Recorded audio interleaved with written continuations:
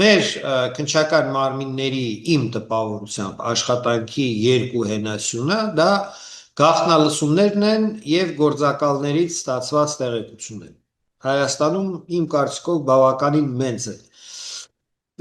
ոստիկանության ԱԱՑ-ի գործակալական ցանցը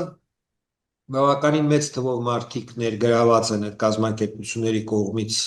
համագործակցության մեջ այդ պայմանագրերով գործակալական տեղեկություններ տրամադրելու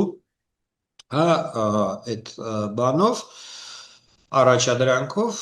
եւ հիմնականում այդպես են Հայաստան քչական մարմինները աշխատում մենք չունենք տենց դետեկտիվներ որոնք որ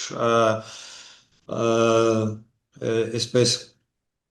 դրամաբանորեն հիմնավոր բացահայտումներ են անում հանցագործությունների Շերլոկ Հոլմսի կամ չգիտեմ այլ դետեկտիվական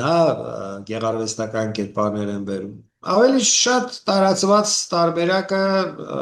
դա այսպես գաղտնալսումներ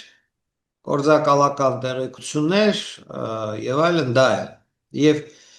շատ անգամ այդ գործերը երբ որ հասնում են դատարան բավականին թույլ տպավորություն են թողնում ապացույցների տեսակետից հիմնավորված լինելու առում ես մեր քննչական մարմինների վերաբերյալ ունեմ խորը անվստահություն որովհետև իմ դեմ քրեական մեղադրանքը հիմնված է